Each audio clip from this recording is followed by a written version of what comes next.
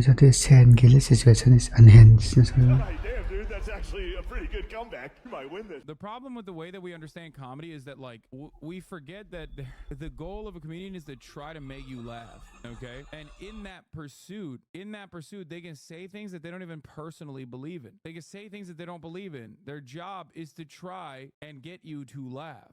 And if something is funny, so I don't think it would be very convincing if you don't believe what you say, or right? it gets a lot of laughs, then that's going to be a part of their routine.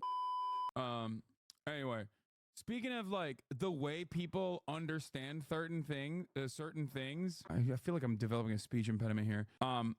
Speaking of people like misunderstanding certain Stuttering, Andy. concepts, like Shane Gillis, okay? Shane Gillis is like the perfect representative of a dude who's like kind of chud coded, kind of like right wing coded, but has, you know, liberal politics for the most part. Okay. And now all of the right wingers are like celebrating that Bud Light's demise because everybody forgot about that. Right. Everybody forgot about Bud Light and they just kind of dropped the whole like, yeah, we hate Bud Light. Like, Bud Light is for queer people. They're queering our children. Just like they forgot about the Target boycott, all this other shit. They don't have enough like attention span to keep up this sort of thing. Anyway, they have decided that's kind of that they have basically it's roasting conservative right now. That Shane Gillis is like definitely right wing. He's like a super huge right wing guy, and he says like pro conservative things. Says guy who doesn't understand like Fox News dad is a bit, you know what I mean? So now they're celebrating Bud Light working with Shane Gillis because they're like, oh, they're trying to win it back. It's like, hey man, I don't know if you know this, but Bud Light was always supporting right-wing politicians, as I mentioned, okay? From the jump. Bud Light has never not given more money to right-wing politicians than left-wing politicians. You're stupid. Okay, that's number one. Number two, these people literally think, and I guess some radlibs also think, that if you, I don't know, say the R word or say ableist shit as a comedian, What? Oh no. that you are a right winger automatically. The people that believe this are all of the right wingers who are desperate for any kind of representation from Hollywood, and the other people who also believe this are basically the radlibs that are like, oh my god, this person said something that I don't agree with, which means like his entire worldview revolves around being a fascist. His jokes are, I mean, he has some takes that are touch and go. They're definitely a little bit like seasoned. It's the same shit with like Nick Mullen. Okay. Calling Shane Gillis. Yeah, show some examples. He's hilarious, like he's mocking you, dude. I know. It's like looking at Stephen Colbert. It's like watching Stephen Colbert and being like, well, this guy definitely is like a right winger. Okay, early Stephen Colbert. The gayer the army, the scarier. Forever, dude. Throughout history, think of any army throughout history. Imagine them gay.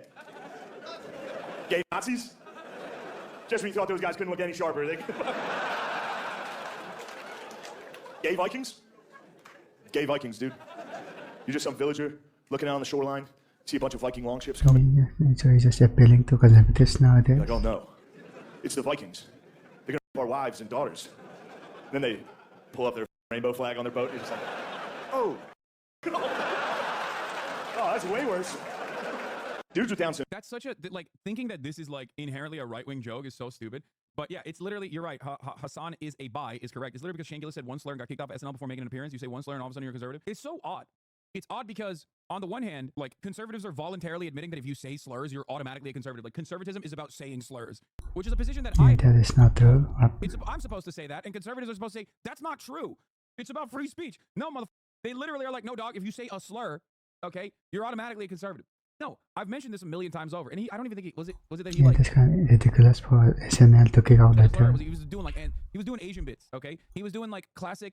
He was doing classic, like, I'm trying to be like Nick Mullen ass shit early on in his career, as did an entire genre of comedians, okay? And the reality is, when you're doing it on a podcast, if it's not funny, it's awful. And if it's awful, you're towing like a very, you're basically towing like a very fine line. If you go to that area, if that's what your like bits are going to be around, you have to be really funny. If it's not funny, then it's racist, okay? So he was up for SNL, and they found like his old, or they found his like memes about Asian people or whatever, and they were very upset, and SNL dropped him before hiring him, which is fine. I mean, he had a lot of banger sketches. He had a lot of banger sketches before this, and since then, can't speak about his other stuff, but his no, please, mentally and learning disabled person. Some of Shane's bits about Down syndrome are actually pretty wholesome and really humanizing. I don't even know his bits about Down syndrome. This is the first time I've heard it, but bow flag on their boat. You're just like, oh. Oh, that's way worse. Dudes with Down syndrome love women so much that, like, I've never been a believer of being gay as a choice. But I will say, every dude I know that can't think loves pussy. But there's a lot of people that automatically will associate homosexuality with some kind of ไม่ได้โจทย์เรากัน perversion for clips whatever unfortunate reason. Well, it's because the reason is because it's guys fucking each other in the butt. Yeah, I love that he saw this and was like, that's it. That's my guy. He must be a right winger. Oh, I think that there's something to be said. That's literally the same exact joke that I would make. Okay. There's something to be said about your brain on extreme politics. And by that, I mean, like, you've just done too much politics. Okay. You've done so much politics. You have no way like of him. discerning through context or nuance or if someone's trying to make a joke or not. Where you just automatically go, oh, he's like saying something that's anti-gay. He can't be like being sarcastic. Can't be making like a classic, like, yeah, you're dude in the butt. Like, classic Hasan looking at a good joke and taking credit for it. Wait, what? No. It's just like conservatives look at this and go, oh, he's homophobic. He's homophobic. Okay. That means he must think like butt sex is gross and disgusting. He's homophobic. That means he's with us. And Radlibs kind of do the same shit too, where they're like, oh, dude, this guy, comedian, but doesn't understand sarcasm 100% bad guy. 100%. He's a bad guy. He must be right wing. I have categorized him as a right wing guy. But anyway, Shane Gillis bit about his uncle who has Down syndrome. I've always loved this bit. I will say, I don't know if you can tell by looking at me, I do have family members with Down syndrome. It almost got me up. I dodged it, but it nicked me. Bit of a day walker myself. It's funny when you bring up Down syndrome, you can always tell who's never been around it in their lives. You know what I mean? Like, if I tell people, if I'm like, yeah, I have family members with Down syndrome, people that have never been around it are always like, oh. Like, Down syndrome's the fucking end of the world. Like, oh. Are they okay? Are they doing okay? It's like, they're doing better than everybody I know. They're the only dudes I know having a good time pretty consistently. Sorry they're not on fucking Adderall and anti-anxiety like the rest of us. They're on Capri Suns. For the record, this is what I always say. Anti-Gonzo, you're absolutely correct. Turns out, jokes about people are funny if you actually have experiences with them and you humanize them instead of being like, haha, lol, look at Down syndrome people. Aren't they weird? Okay? That's the whole point. That's what good เนี่ย comedians ตัวที่ no one will share that do. That's line what they do. They develop a decent understanding like directly something that is like not the norm in a sense, considering that like we do have a relatively ableist society. And instead of punching up, you just like just develop a nuanced view and you break it down and you explain it in a funny way. That's it. And it's great. It's cool. But he's you know, he does definitely have like bits that I would say are not my favorite, but it's so funny to be like, no, Bud Light appears to be in desperation mode. Partners with right-leaning comedian Shane Gillis. Remarkable. Gillis, who is polar opposite from Dylan Mulvaney, is popular for his gay jokes and pro-conservative takes. Gay Vikings, dude. You're like, oh no, it's the Vikings. They're gonna rip our wives, and then they pull out their fucking rainbow flag on their boat, and you're just like, oh, for the record, I think Shane Gillis is hilarious. That's it. who is that guy That's like he heard a bit and was like, I made up my mind about his politics, and I have decided that he is like funny as a consequence of him being ideologically my ally, and that's where we're at. Okay, that's where we're at. It's just like, it's ridiculous, and everybody does this. Literally everybody does this. Okay, everyone does this. Same with Bill Burr. Like, unless you just openly are just like, no, I'm a fucking socialist or some shit. Most people are just like making up their minds about what your politics are and only deciding on whether or not they support you if you are ideologically, in their minds, their allies. It's like civil war without the violence. I mean, it's just like so stupid. It's so dumb. And yeah, it's hilarious because like he literally talked about getting a Bud Light sponsorship during the Dylan Mulvaney shit, as he also made fun of like all the people losing their minds over Dylan Mulvaney. You know what I mean? And now they've given him a sponsorship, and now people are like, oh yeah, we own Bud Light so hard they're working with like right-wing celebrities, not realizing that Bud Light has never stopped supporting right-wing causes. You don't. They never stopped genuinely giving money to right-wing politicians. That never stopped. It's so stupid. Anyway, did chat show you his Biden v. Trump bit? I will say, I don't care if they arrest him. If he loses the primary, let him debate, dude. If he gets arrested, Hannibal Lecter him out to the... Here's my idea. Final debate of the year. Have one Republican candidate, one Democrat. You're like, all right, fellas, surprise third this guest. discussion and what the Right? let the man speak Music, the glass shatters. He walks out. They're both gay. I think it is actually important to see how the candidates handle that type of pressure of debating with Trump. Every debate, Dude, this is a great bit. I can't believe they're like cutting it though. That so much of the beauty is like stolen from it when you actually do the YouTuber jump cuts. It's crazy. Would you take a Bud Light sponsorship? The Dom Tom, he keeps asking me, would you take a Bud Light sponsorship so much that he got Fossabot clapped? Probably not. I mean, I don't really give a shit. But the only sponsorship I care about is the top of the hour ad break, okay? And the subscriptions that come from all of you at the top of the hour because you don't want to see the top of the hour ad break. Absolutely. I do absolutely consume Diet Mountain Dews like there's no tomorrow. He just bullied whoever was up there. The only one who did pretty good in the debates against him was Biden, just because he had no idea what was being said, which actually helped him. That worked out for him. Because Trump's whole thing is he tries to get in the other guy's head. Can't get in Joe's head. Joe's not in there. Good luck, dude. Biden is Trump's kryptonite in a debate. Trump tries to drag the other guy into like a shit-talking contest. He can't get Biden. Every debate he's trying so hard, Biden's just... He tries. He's just, you're a loser. Your son did crack. Biden's just, what? I'm like, damn, dude, that's actually a pretty good comeback. You might win this. But yeah, He's. I mean, look. Okay. The problem with comedy and the way that we understand culture. This is the last thing I'm going to say on this issue. The problem with the way that we understand comedy is that like we forget that the goal of a comedian is to try to make you laugh. Okay, and in that pursuit, they can say things that they don't even personally believe in. Okay, they can say things that they don't believe in. Their job is to try and get you to laugh. And if something is funny or it gets a lot of laughs, then that's going to be a part of their routine. Obviously, it's no holds barred. You can make a joke about anything. It's just that jokes that are targeting, in my opinion, as someone who's a comedy enjoyer and someone who is otherwise considered quote unquote woke.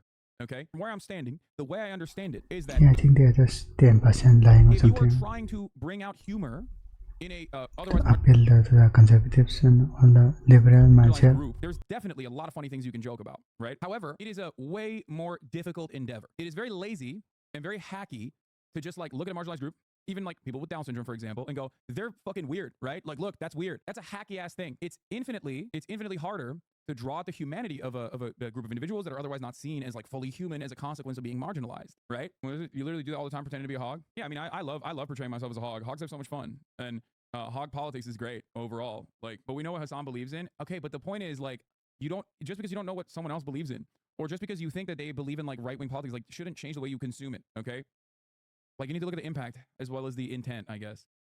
Anyway, my point always is that if you want to be a solid comedian, okay, you can touch those otherwise like very edgy subjects. If you don't come at it from a point of like genuine understanding and humanity, then yeah, you're gonna come across like an asshole, and maybe some people will laugh because they are also assholes. But that's not gonna make a good bit.